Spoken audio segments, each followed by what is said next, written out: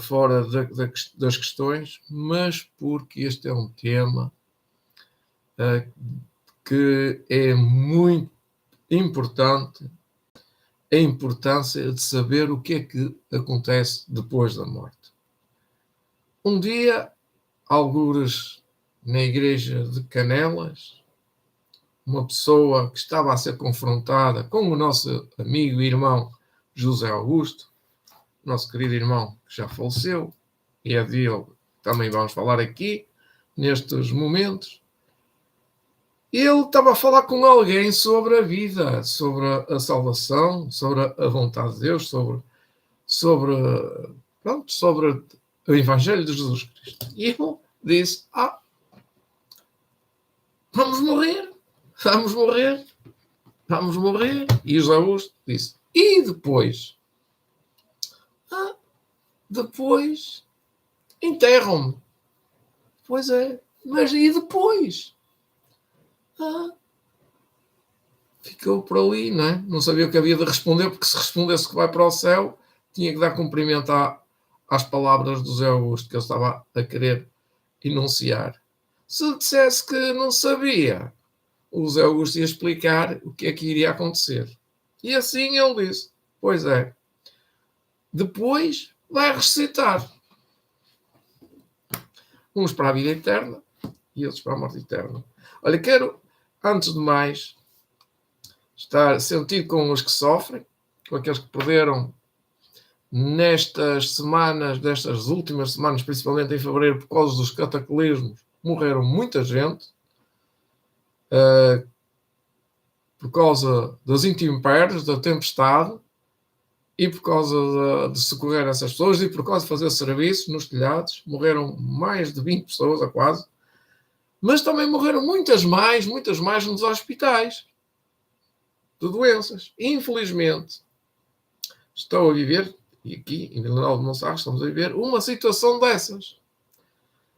A importância de saber o que é depois da morte. Eu recorro-me dos escritos da Bíblia.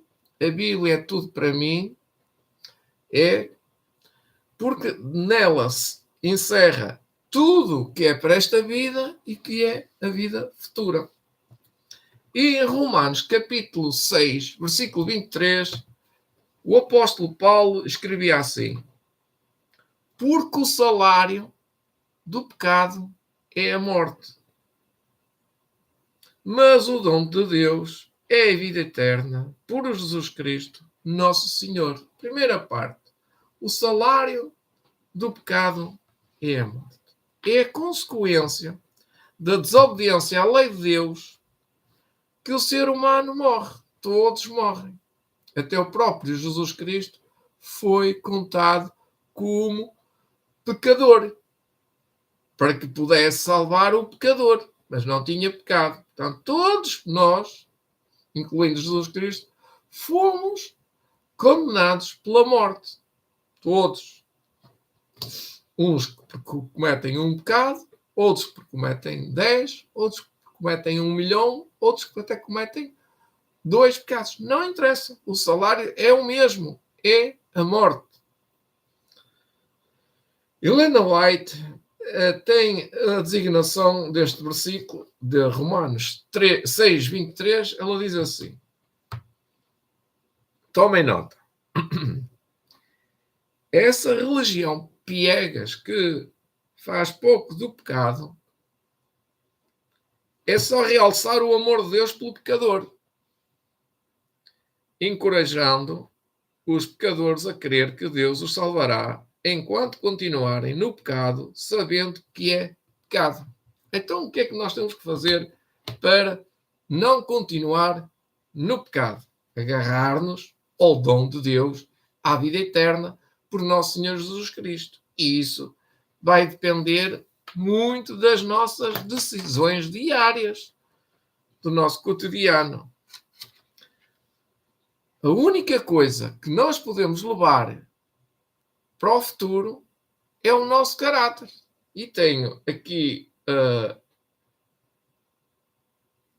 os escritos de Ellen White à minha frente que falam sobre esse tema. É sobre nesse tema que eu vou desenvolver aqui um bocadinho o que é a importância do caráter. O caráter, formado segundo a semelhança divina, é o único tesouro que podemos levar deste mundo para o futuro. Aqueles que nesta vida estão sob a instrução de Cristo levarão consigo para as mansões celestiais todo o aprendizado divino. E nos céus deveremos progredir continuamente. Que importância tem? Pois o desenvolvimento do caráter. Que importância? Tem toda a nossa importância. A única coisa que nós temos que levar para o céu é o caráter. O resto fica cá. Como está escrito no Evangelho de Jesus, em Mateus, vou ler Mateus, dá licença. Quando Jesus estava a morrer na cruz do Calvário,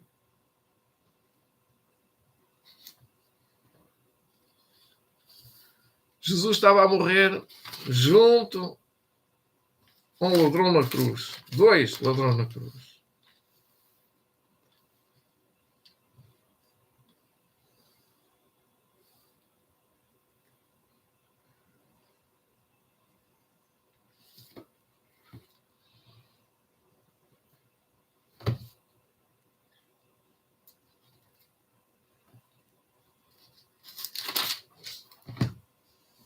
E saindo eles encontraram um homem sireneu. E mais à frente diz: de igual modo também os principais sacerdotes zombavam dele com os escribas e anciões diziam: a outros salvou-se, a outros salvou, a si mesmo não pode salvar. Se este é o rei de Israel, desde agora da cruz, e nós acreditamos nele. E ele continuou ali, confiou em Deus. Liberta-o agora se ele quiser, pois ele disse: eu sou filho de Deus. E também os ladrões que foram crucificados com ele lançaram o mesmo insulto. Aqui é que é o epicentro da minha história. Os ladrões na cruz estavam ali presos por culpa das suas más ações. E Jesus disse-lhes: o que é que Jesus lhes disse? Um dizia: tira-nos daqui para fora, tira-nos, a mim e a este, e a mim e a ti, e vamos para a nossa vida. E o outro disse: cala-te, tu não sabes o que dizes. E este verdadeiramente tinha um caráter, aprendeu a lição naquele momento, era a última lição, era o último dia da sua vida. Foi o melhor momento da vida dele, porque Jesus vira-se para ele e disse: em verdade te digo que hoje estarás comigo no paraíso. Esta é uma verdade irrefutável para o ladrão na cruz, mas não é uma verdade para nós, para os vivos. Para os vivos e para os mortos que morrem. E eles não vão diretamente para o céu, porque se fosse assim, Jesus Cristo não teria ressuscitado no terceiro dia. Jesus esteve sexta-feira à tarde, sábado todo o dia e domingo, parte de domingo. Portanto, Jesus esteve aqui na sepultura durante estes 3 dias, considerados os 3 dias. Sexta, sábado e domingo. O ladrão na cruz, segundo a Bíblia e segundo o que está escrito, ele morreu. E então ele há de ressuscitar na ressurreição dos salvos. Passou estes anos todos e ele não sabe que está na sepultura, como todos os mortos que morreram não sabem que estão mortos. A única coisa que sabem é que morreram, quando morreram. Ou melhor, também não sabem, porque já estão mortos. Um dia também o Zé Augusto foi para o hospital, para uma senhora que estava a morrer, cancro. Quem levou lá foi o irmão Ribeiro e ela estava nas últimas. E o Zé Augusto disse-lhe para ela: esta é a última hora, é o último dia, é o melhor dia, é o melhor, é a única coisa que temos aqui. E este é o melhor momento da sua vida. Ela, como assim? Mostrou-lhe a morte do ladrão da cruz. Só tinha aquela hora para morrer. Só tinha aquela hora para se salvar. Só tinha aquela hora para estar com Jesus. Foi o melhor momento. E ele disse: se é assim, eu quero morrer em paz. E morreu. E foi sepultado. Eu não sei quem é. Eu não conheci, porque eu não estava lá. Mas sei que era uma pecadora. Nós poderíamos dizer uma pecadora muito grande. Não há pecadores grandes nem pecadores pequenos. Nós é que temos uma avaliação nossa que fazemos da nossa parte. Mas o que importa é o caráter, como eu estava a dizer. Caráter este que demonstra fé e obras. A capacidade mental e o talento não são sinónimos de caráter. Eu quero referir aqui que muitas pessoas pensam que por morrer a capacidade mental e o talento são sinónimos de importância. Os nomes, os títulos, o que quer dizer a capacidade mental e o talento, não são sinónimos de caráter. O título de doutor, título de advogado, título de engenheiro, título de professor, título disto, título de porque é de pastor, ou porque é ancião, ou um título honográfico, não é caráter. Isso não atesta o caráter. E Ellen White continua: pois esses são frequentemente possuídos pelos que têm justamente o oposto de um caráter bom. Portanto, não é sinónimo e muitas vezes é o oposto daquilo que devia ser um caráter bom. A reputação não é caráter. O verdadeiro caráter é uma qualidade da alma que se revela na conduta. E ela continua: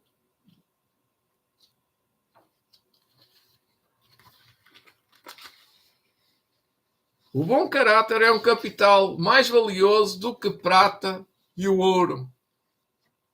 Nós podemos ter muita prata e muito ouro, mas isso não vale nada se não tivermos um caráter semelhante ao de Jesus. Não é afetado por crises, nem por fracassos, e naquele dia em que hão de ser destruídas as riquezas terrestres, os seus frutos serão fartos.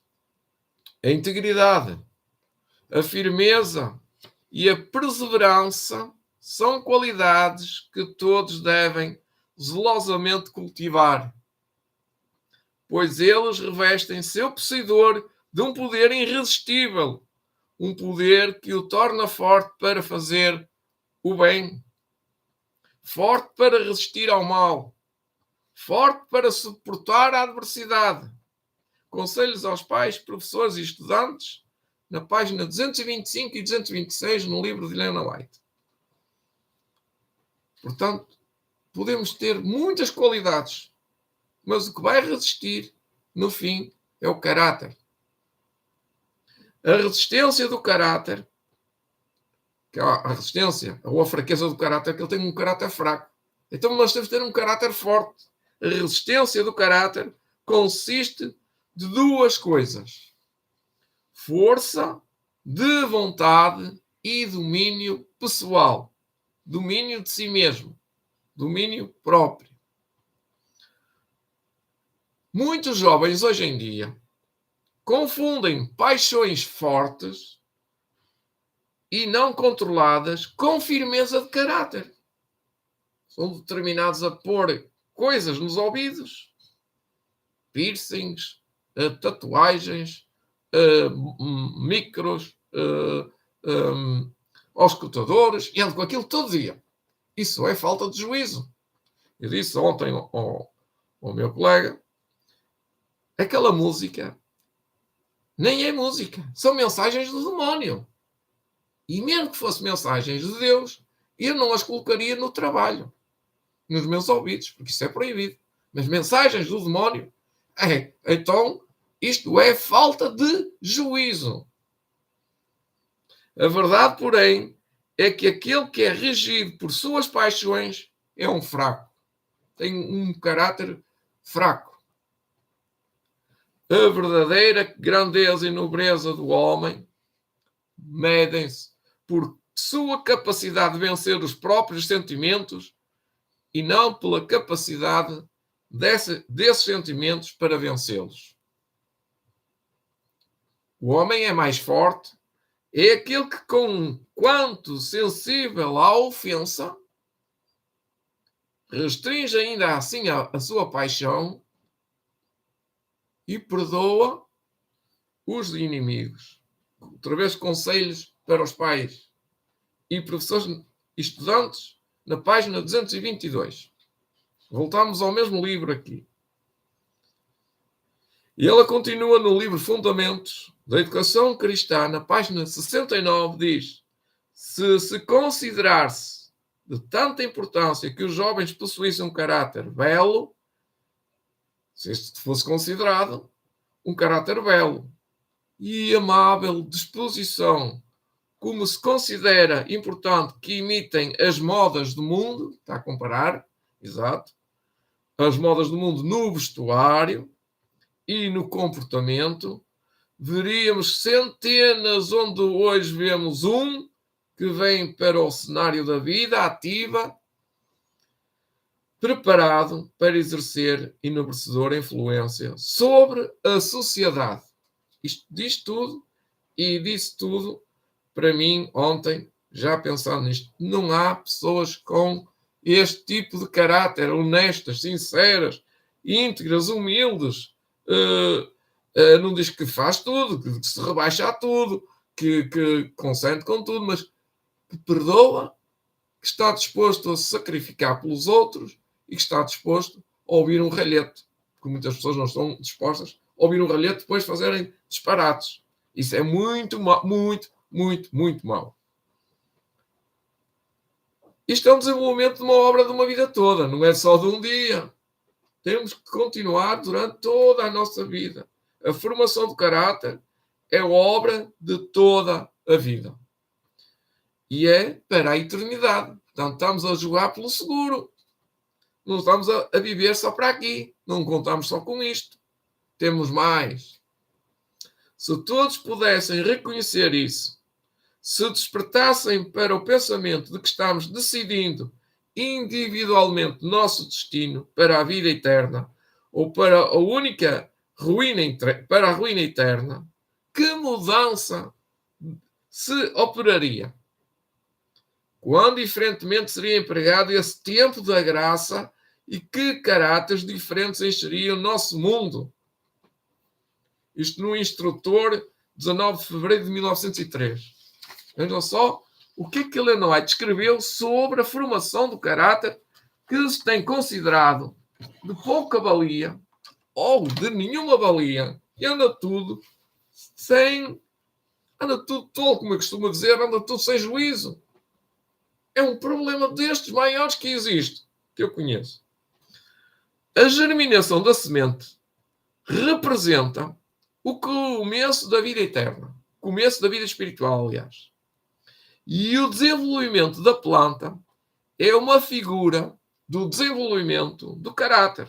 Portanto, a germinação da semente representa, é uma comparação com o começo da vida espiritual. E o desenvolvimento da planta, comparando, é uma figura, está a comparar, do desenvolvimento do caráter. Portanto, é pequenininha, ela começa uma haste só. Ela começa a ser uma pequena haste.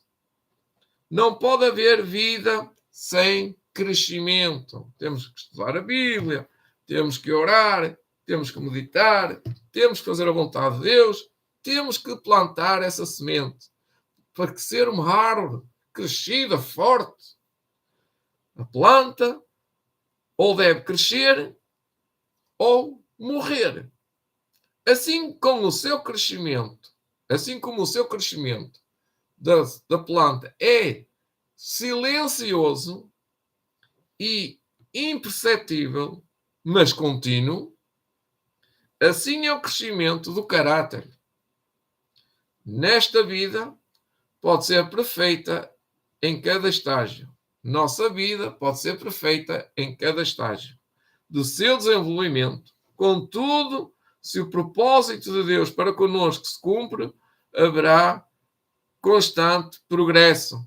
Eu tenho este livro, a Livre Educação, página 105 e página 106. Quem quiser consultar, está lá. A ceifa da vida é o caráter. E é este que determina o destino tanto para com a vida eterna, para a vida futura. Portanto, eu repito, e é este que determina o destino tanto para esta vida como para a vida futura. Falta ali uma palavra que o autor não sublinhou. A ceifa, a vindoura, é uma reprodução das sementes semeadas.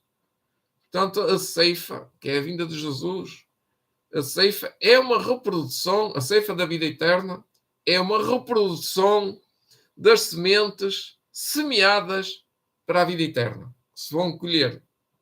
Cada semente produz fruto segundo a sua espécie. Assim é com os traços de caráter que acariciamos. Portanto, vamos levar um caráter defeituoso para a eternidade, não pode ir. Terá que morrer. Morre a planta. Diz Ellen White no livro, na página 109, continua ela na citação que estava a ler acima. Egoísmo. Agora tomem nota. Amor próprio. Presunção, que é orgulho. Condescendência própria. Reproduzem-se e o fim é miséria e ruína. Os que semeiam na sua carne, da carne ceifará e corrupção. Mas o que semeia no Espírito, do Espírito ceifará a vida eterna. Gálatas 6:8. Amor. O amor piegas, o amor de obediência, o amor de genuíno. Amor, simpatia, bondade. Produzem frutos de bênçãos, colheita que é imperecível.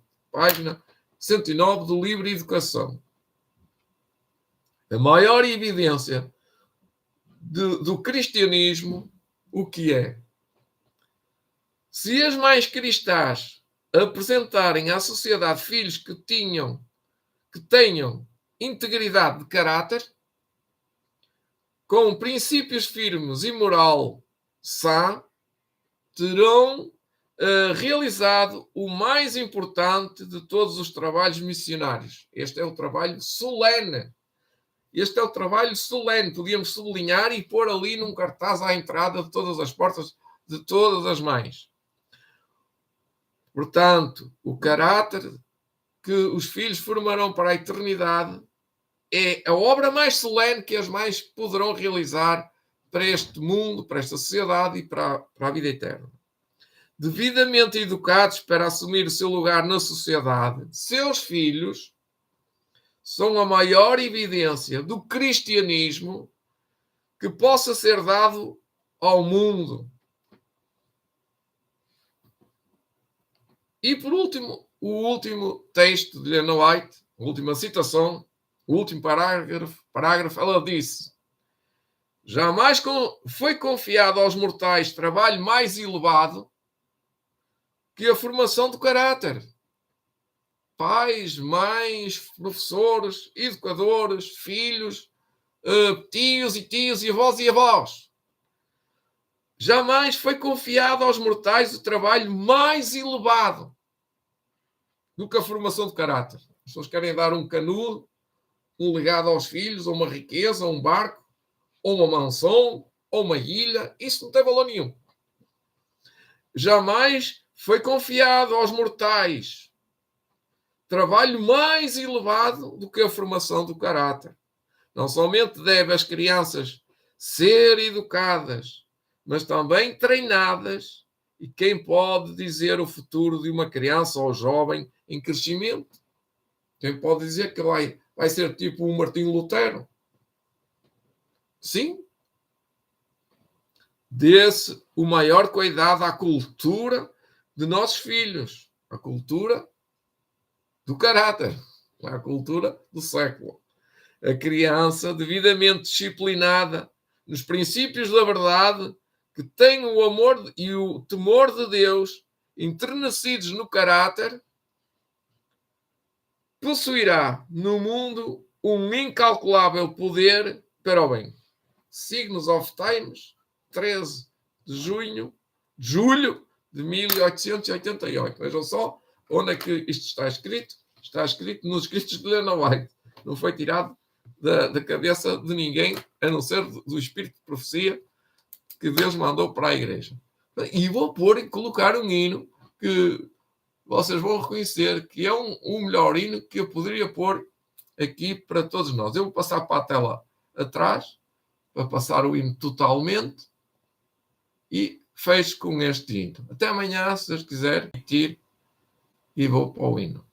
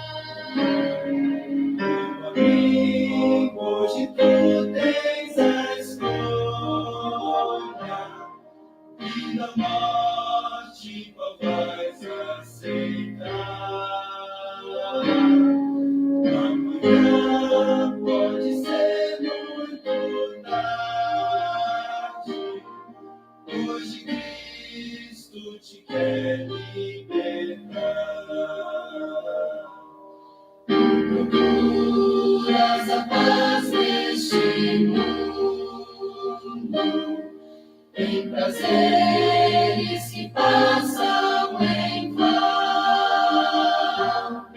mas na última hora da vida, eles não mais te satisfarão. Meu amigo, hoje tens a escolha. Vida, morte, qual vais aceitar? Amanhã pode ser muito tarde. Hoje Cristo te quer libertar. Por acaso sorriso amigo, quando viste falar de Jesus, mas é só Ele o único meio de salvar pela morte da cruz. Meu amigo, hoje tu tens a escolha. Vida ou morte, qual vais aceitar? Amanhã pode ser muito tarde.